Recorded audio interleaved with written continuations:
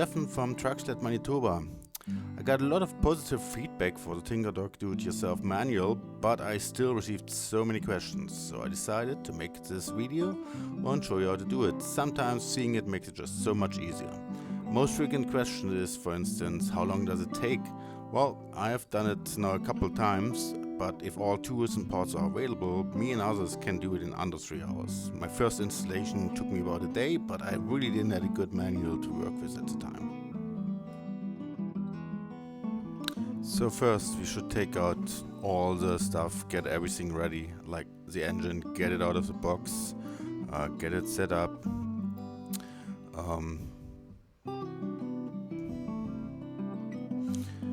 Make sure you have a battery.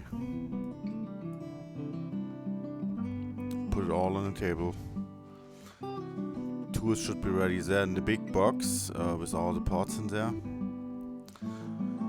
Basically all the parts which come with the TingerDog do-it-yourself kit.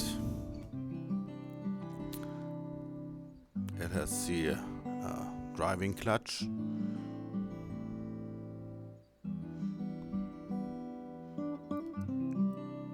It has all the brackets you will need during the installation, different types of bolts, nuts, screws, sets of all of those. Obviously the belt too. All sorts of brackets. Put all those brackets out on the table so that you are familiar with them when you will have to look for them. Again, have a look at all those different parts. You can put them back in the box then, but make yourself familiar. So with the oil, you need 1.1 liter, and the normal bottles coming with it only have 0.9 liters. So I have an old ketchup bottle with the 1.1 liter mark, which I will use.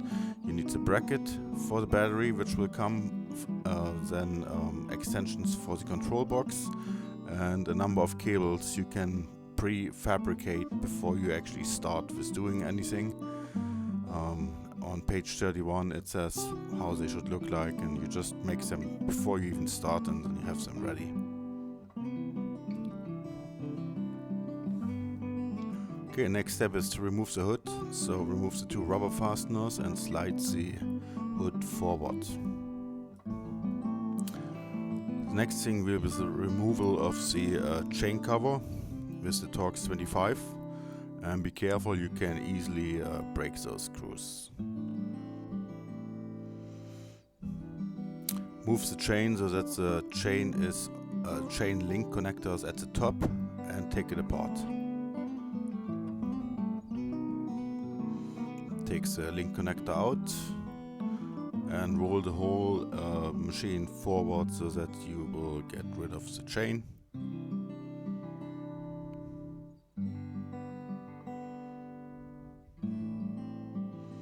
And then keep the chain on the side.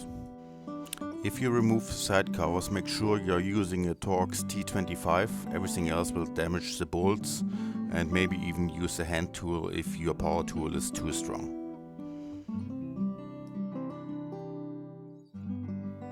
So next we remove the 6 bolts which are holding the engine gearbox frame to the underframe. And when we are done with this, since everything is in an ideal position regarding the chain tension and everything, we take a screwdriver, or you can use a marker too, and make yourself some marks so that it's easy to find the position again when you put it all back together. So essentially what you do is you take a marker or a screwdriver to scratch it and make a mark where the center of the thread is. If you do this on all of them, it's really easy to bring everything back into position when you reassemble it, and then the chain will be under perfect tension. So the next thing we should do is check the oil in the gearbox. We dump it into a measuring cup and check if there's enough oil in there.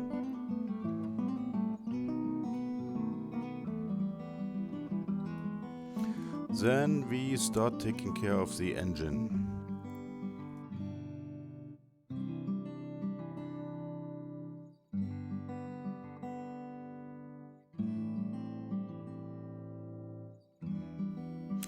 So the first thing we do is we fill up the engine with engine oil.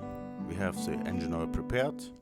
We just tilt the engine and squeeze it all in until it's full. And then whenever it's full, we will simply close it again and we are done with the oil.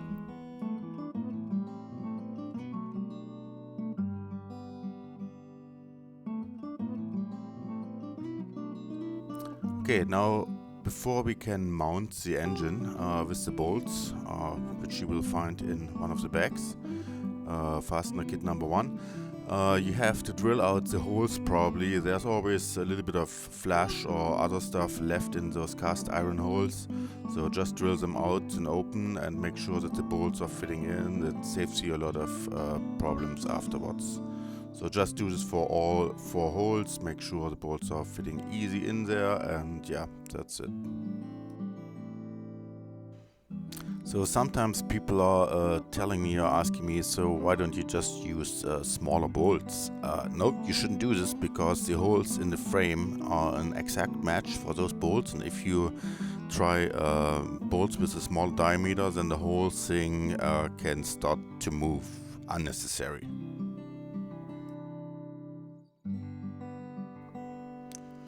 So the next thing is we modify the position of the control box. I would highly recommend to keep the control box. You can get rid of it if you want to, but if you have it there, if you ever have to do any maintenance or checking or whatever, the control box will be there.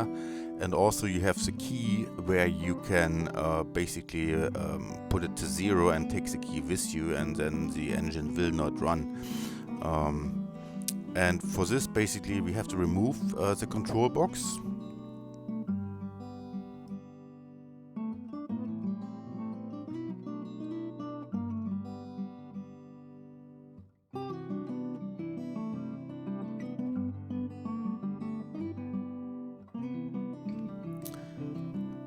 And then we have those 2 little brackets where we basically move the control box a little bit further out to the side, because otherwise it would touch the brackets for the reverse gearbox. So we need to push it a little bit out. There's still enough room in the body itself. One thing really important when you tighten those, especially the part where you tighten it back to the engine housing with the cast iron, be careful, because if you use too big of tools, you can easily strip those threads in the cast iron body of the engine.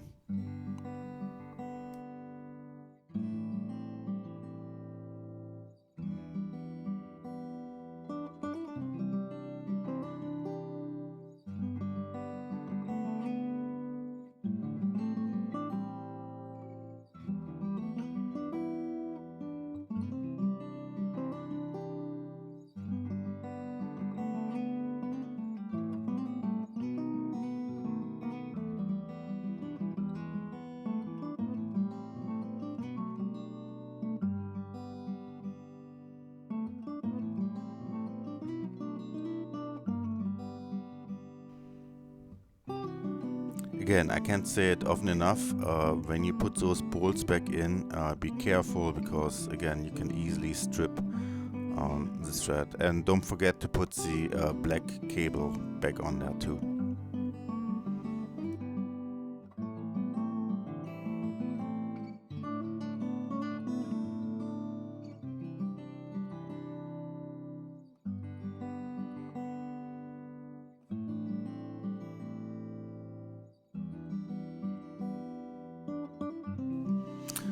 So next part of the preparation on the electrical side of things is you will have to use a splice connector with about a 20 centimeter extension for the kill switch, so that you are able to hook it up to the harness which comes from the kill switch on the do-it-yourself Tinger harness.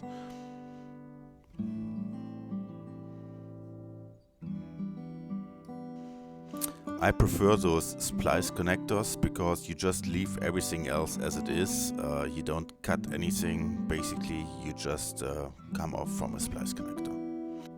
So the next thing you need to do is to extend the black cable which normally goes to the battery, because the battery is sitting kind of bit of behind the engine. The cable will be too short, and just use some cable or wire with the same gauge, and ideally use a big crimp connection and extend this cable.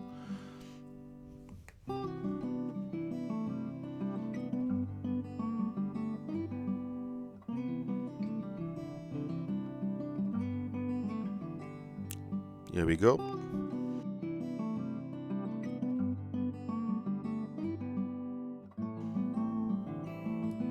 The other thing you might want to do is change a little bit the direction of the way the red cable is bolted on. It's normally sticking to the front. You want to make it stick to the back. Just get it loose and retighten. So the next thing we will mount is the spring fixation plate for the choke, for the return spring for the choke. Don't worry about this bracket, has lots of hole because it's meant to work with different engines. What you have to do is you loosen the cover, ideally on all screws. The upper one is the only one you actually take completely out. And then you can get it in between the cover and the engine cover, and it's basically built in a way that it will get stuck against the two bolts you did loosen a little bit, and the upper one will actually hold it down completely, so it can't go anywhere. And get it chimped in there. Make sure it sits there. It will hit the bolts and not be able to move left or right, and the upper one is basically really holding it in place.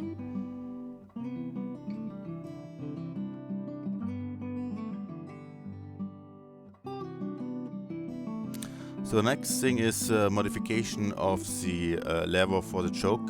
For this you have to take apart the air intake, the air filter. You don't really have to get it that crazy apart that you have the lever in your hand. There's actually enough room that you can go with a drill bit and a 2mm drill. There's enough room, and just carefully on the outside, on the edge, drill a hole.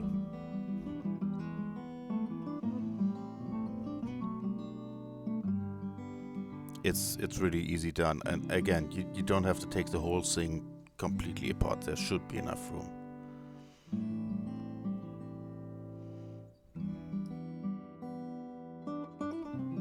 Okay, next thing is the bracket for the choke, so that we can put the cable on later, the control cable which goes to the handlebar. We have to take the remote choke kit number 2. First remove the original nuts from the choke body, and we replace it with the extension nuts from this kit.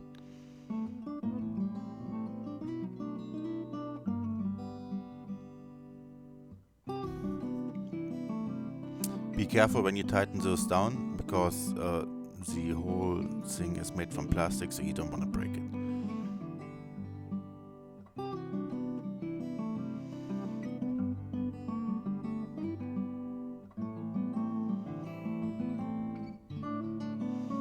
So when you have both of those extension nuts on,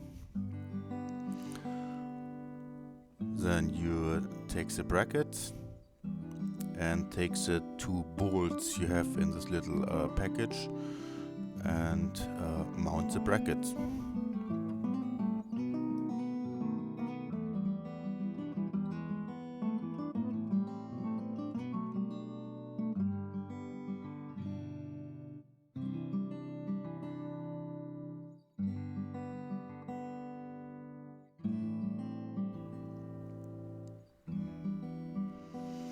So when you have the bracket mounted, you take the spring which is in the kit and hook it to the lever from the choke and to the plate. And make sure everything is moving smoothly, and then you can put the air intake back together.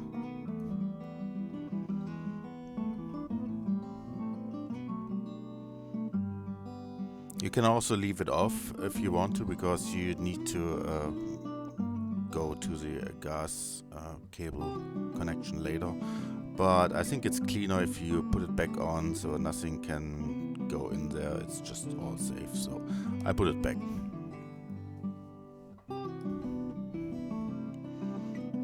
So one thing you want to do is take the key out so that it doesn't get bent or broken in the next process. Okay, now we come to the part where we mount the engine to the underframe, where also the gearbox is mounted. And if you use the original bolts and nuts as you should, they will fit tight, so there's no wiggling left, right. So everything stays exactly where it is, nothing can get loose. So that's why I would emphasize drill those holes a little bit open on the engine if they don't fit right away. You should use those bolts and everything will just fit perfectly.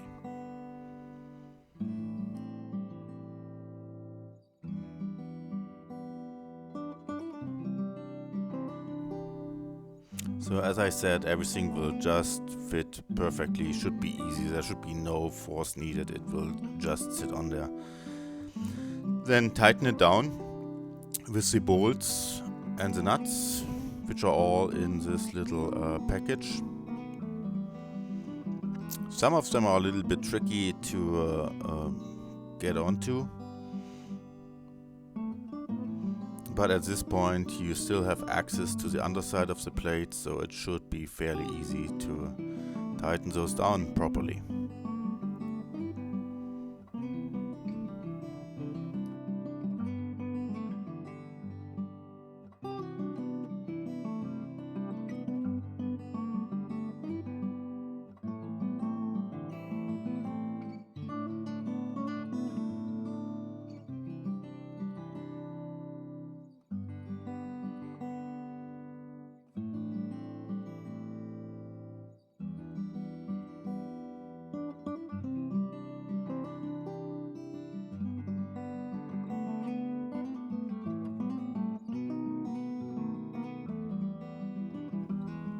Next step is we are mounting the clutch on the engine. For this we have to shorten the key which is coming with the engine. It's just way too long and it will keep the clutch away from the body of the engine and it just will not fit into the machine itself. So you have to cut down the key to 43 millimeters, 4.3 centimeters. And then everything should fit just perfectly. So the bolt to mount the clutch to the engine is the one from the Kohler parts kit. It fits perfectly for the ProPoint engine from Princess Auto. Just tight. Do not over tighten those things, but just tight enough. So the gearbox engine assembly is now ready to go into the machine. So if you have a shop lift, use it. The thing is heavy, 56 kilo, 123 pound. The first ones I moved by hand, but it's really cumbersome to move this thing and it's so much easier. When you move it into the frame, make sure all the wires and cables are out of the way so that you don't set it on those cables and wires.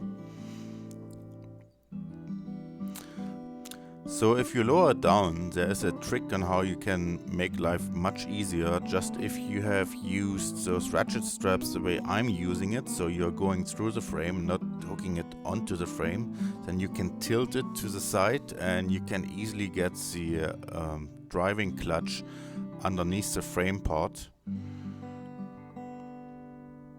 And then yeah, set everything in.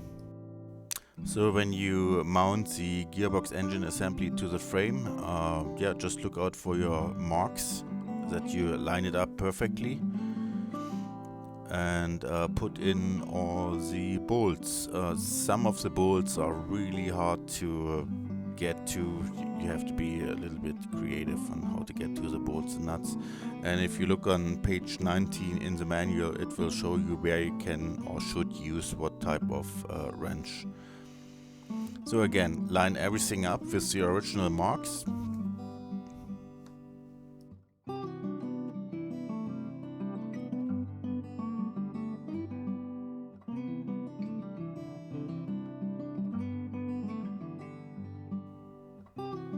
For accessing the bolts on the rear of the engine, it's best, or at least in my experience, if you remove the battery cover and access those bolts through there.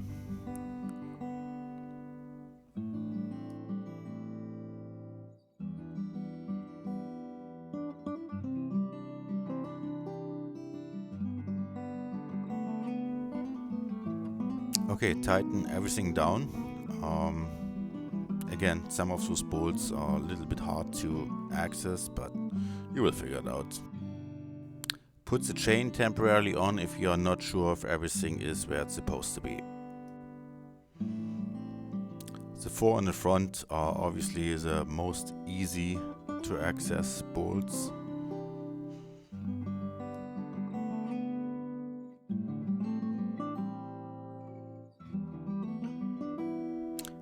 And yes, the rear ones I access through the battery compartment. If everything is tied down, you can remove the chain again at this point.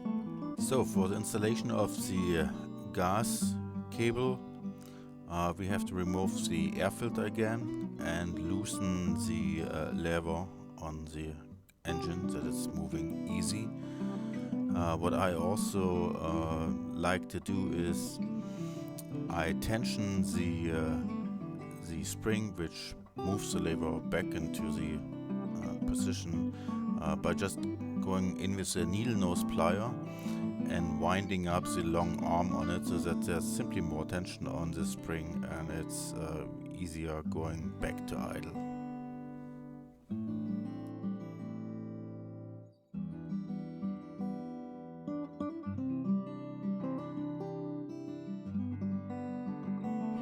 So now we are mounting the throttle cable. That's the cable with the green end.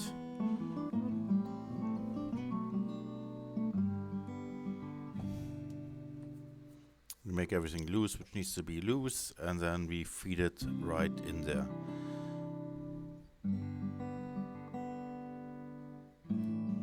When we tighten this cable down, make sure your handlebar is open, like opened up in the driving position all the way, and your throttle lever is also all the way up to the front, pointing away from the handlebar in the direction of the engine, so that there's no slack in the system before you actually tighten everything down.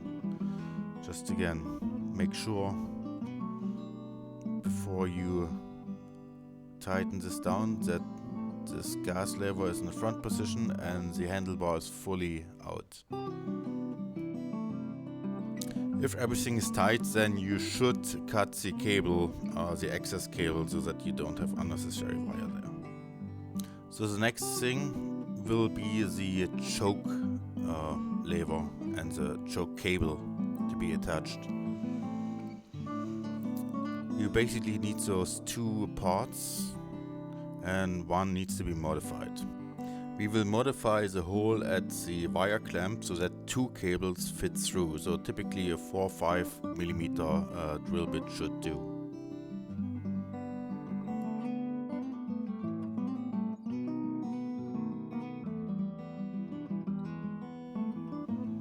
Okay, turn the choke lever on the handlebar all the way to the right into the off position and use the cable with the yellow end.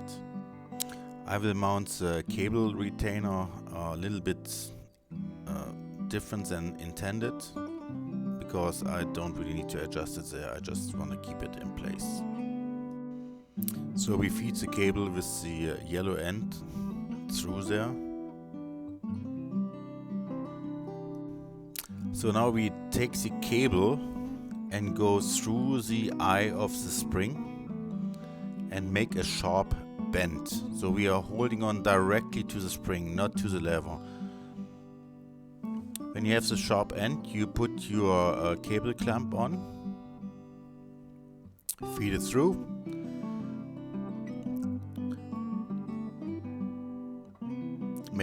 sure it's a really nice straight sharp bend, and then go through the eye of the spring again and feed it back into the cable clamp and tighten this down. The original manuals, they all called for 2 holes in the choke lever, but in this little piece of plastic, if you put 2 holes in, you can easily completely screw it up. So why not just hold on to the spring itself? It's a nice piece of metal, nothing can happen. Yeah, that's how it works.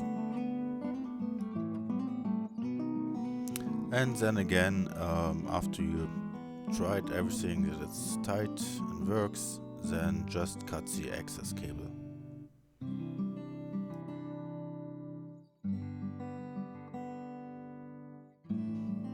The next step is the installation of the brake cable. This is often totally underappreciated to do this correct. But if you don't have a correct set brake, then you can't really stop. And I mean, if there's ever emergency that your brake will not work, you can still use the kill switch, but it's like stupid to shutting your engine on and off. You have a brake and the brake should work.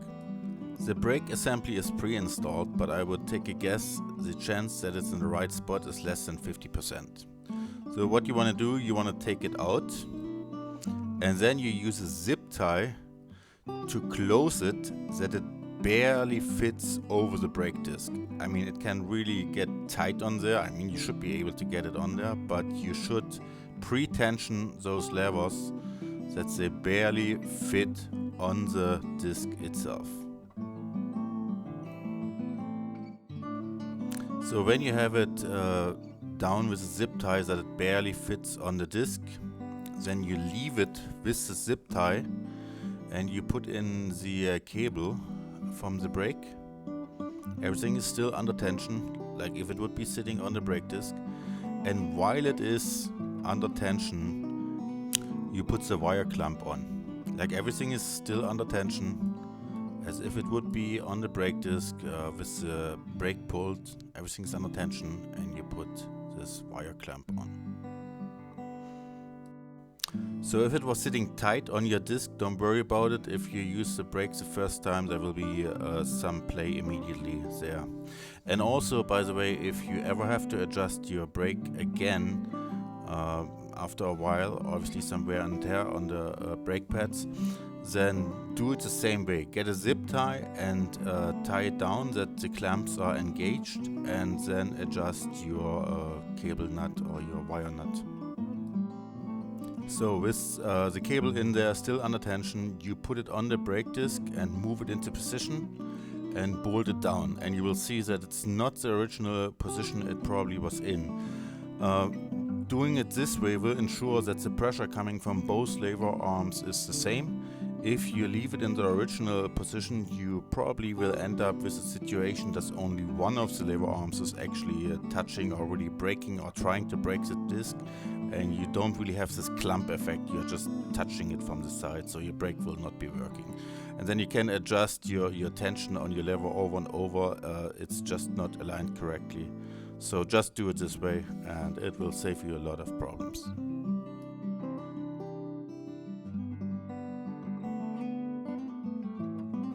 On this one, I don't actually cut off the excess wire because it might be easier to tension it later if you have to tension it again, if you have a long piece of wire you can hold on to. So the next thing is the installation of the reverse gear cable.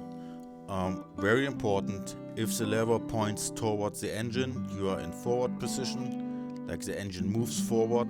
If the lever is pointing back to you, you are in the reverse position. So for installation, put it in the forward position.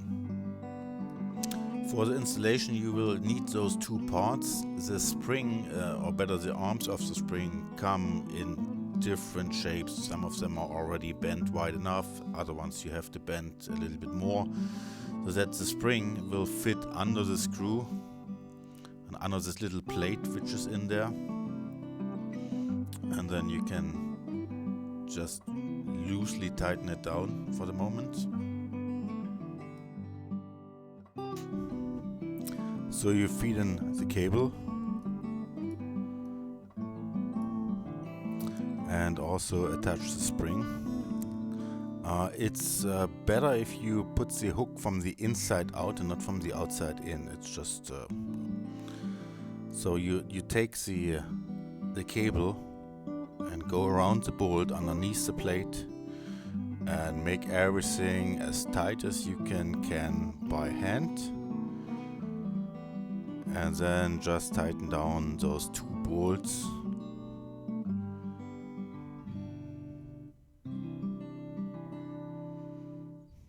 Nice and tight.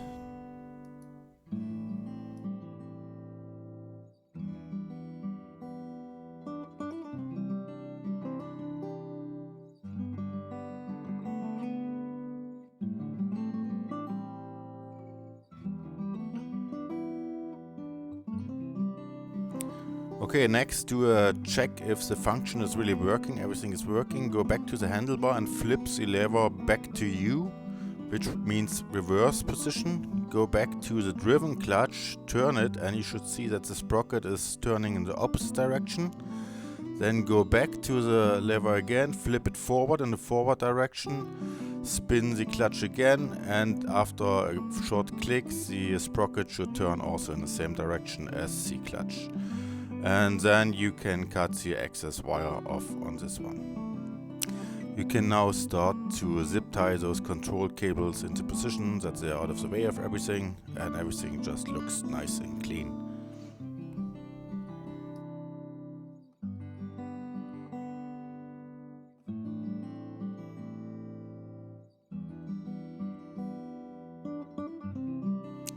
Okay, now we are starting to put the wires in place. Please make sure that you have all the wires pre-prepared as described on page 31. Okay, the first one we use is the Y cable. You put the control cable back into one of the ends of the Y cable, and then the other Y cable you use the white angled cable coming from the harness.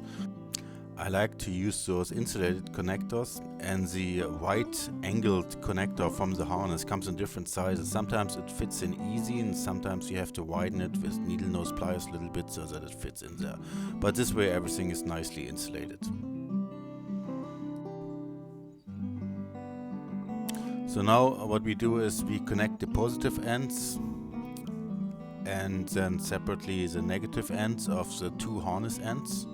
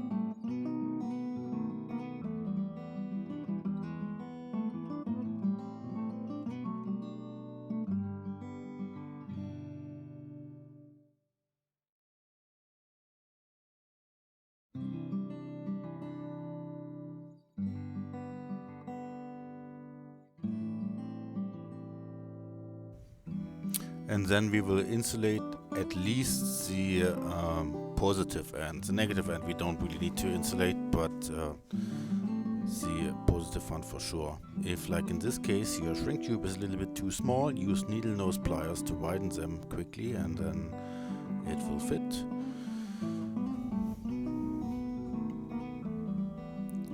Make it shrink.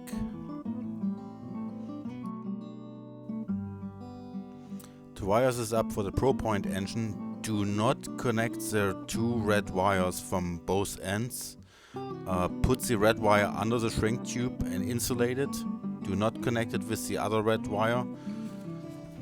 In the manual on page 34 they are listed as red cable X1 and cable D. Do not connect those if you are installing a TingerDog with a ProPoint engine.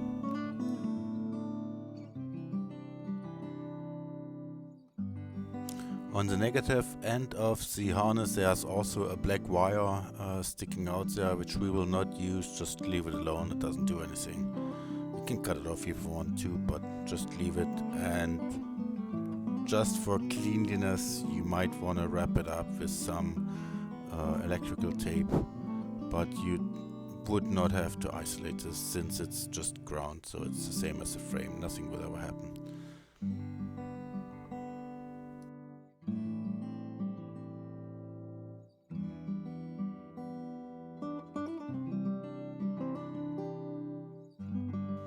So the last cable we then need to connect is the one from the kill switch from the handlebar, which is the green one, and we connect this to the cable extension we put on earlier with the wire splice connector on the one which is already on the engine and which goes to the control box. Our extension wire was a green one, so we simply connect green to green and we are good to go.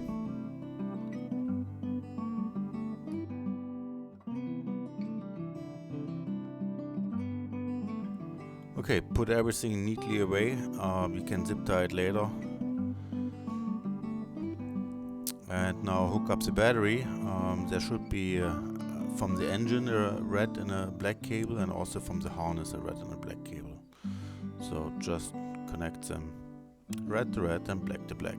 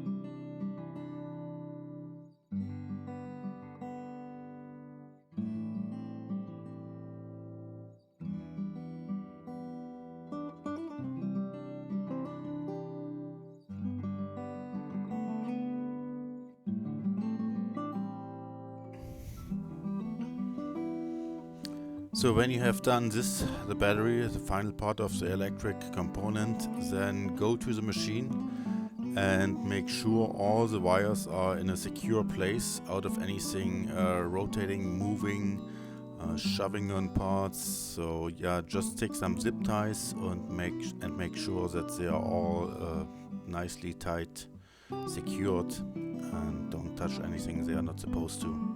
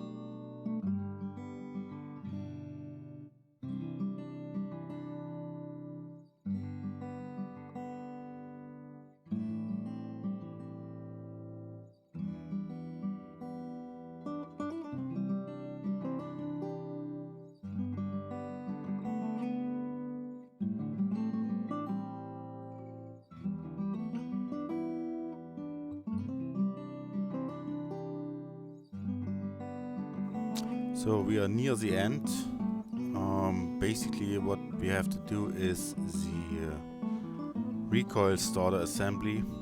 We need to move this or modify it so that it will go through the plastic cover. The first thing we do is we pull it all the way out and make a knot near the housing so that the cable cannot just slip back into the housing and then you're in trouble. So just an easy to use and easy to remove knot in there. It's for nothing else than just preventing the line of getting back into the housing. Next thing, we remove the knot from the handle so that we can pull out the string. And now we feed the string through the plastic cover. Put the handle back in place. Put a knot again at the end of the string.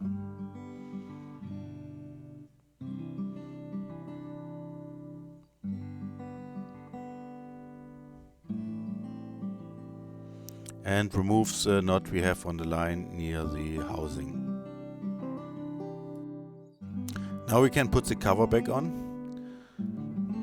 And one remark, the recoil string will cut into the plastic when you use it a couple times. The holes of this cover and the hole of your recoil housing are different for each type of engine. So for most engines I've seen, you will cut into the plastic a line down essentially, but that's no defect, that's just what it is.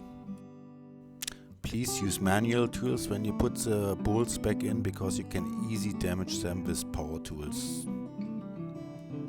Then before you put the last cover on and especially also the belt, just try if the engine starts from the control box and also from the handlebar.